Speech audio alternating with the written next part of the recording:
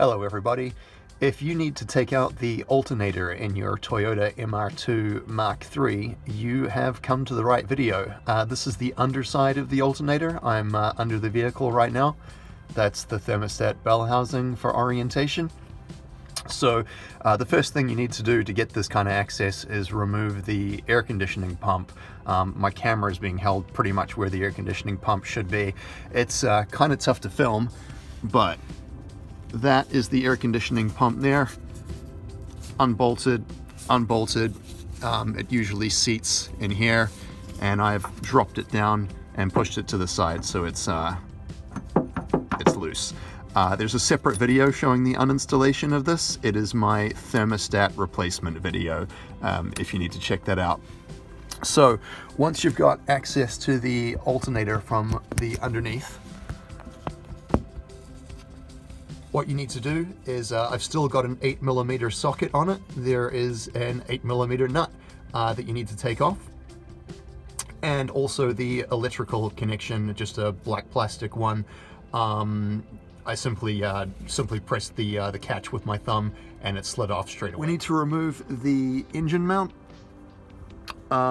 Step one is to take these three nuts off the engine mount from underneath the vehicle. They are 14mm, and the nut is at the end of quite a deep stud, so you'll need tube sockets. So I've got a 14mm 3/8 drive tube socket. It's actually attached to 3 extensions, so I can get around about 50 centimeters of reach down past the oil sump here and swing on it with a power bar. Okay, so we're taking the top of the engine mount off. This nut in the center is 17mm. I had to swing on that pretty hard. I actually thought I was going to break something, but it did come off in the end. Next, you've got 3 14mm nuts to remove. That's one of them there as a guide. There's another one on the other side there. And the third one involves taking the wheel off, getting under the wheel arch, and that is it there. Next, we've got to remove the mounting bolts. They are 2 different sizes. There's one at the top there that is 12mm, and the bottom bolt is 14mm, and that is it there.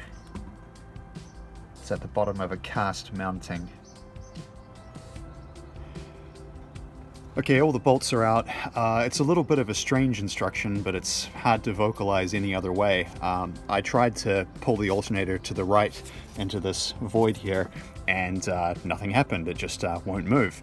And what I've found is that by grabbing the pulley and kind of working it in an elliptical motion, it slowly becomes looser and looser over time,